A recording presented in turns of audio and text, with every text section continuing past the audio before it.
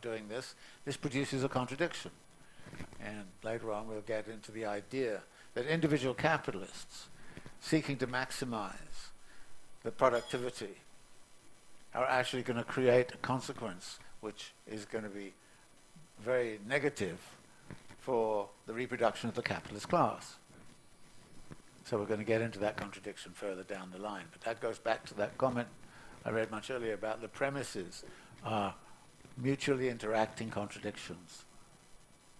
And we're beginning to see some of that emerging here. Marx on 531 says, hence there is an imminent contradiction in the application of machinery to the production of surplus value. Since of the two factors of the surplus value created by a given amount of capital, one, the rate of surplus value, cannot be increased except by diminishing the other, the number of workers. Now we've done a little bit of that earlier when we're talking about the rate and mass of surplus value. This contradiction comes to light as soon as machinery has become into general use in a given industry. For then the value of the machine-produced commodity regulates the social value of all commodities of the same kind. And it is this contradiction which in turn drives the capitalist, without his being aware of the fact, to the most ruthless and excessive prolongation of the working day, in order that he may secure compensation for the decrease in the relative number of workers exploited by increasing not only relative but also absolute surplus labor. These are the incentives, he says, for an unbounded prolongation of the working day. Machinery, then says, produces a surplus working population. You displace workers, you produce unemployment. And that surplus population which is compelled to submit to the dictates of capital.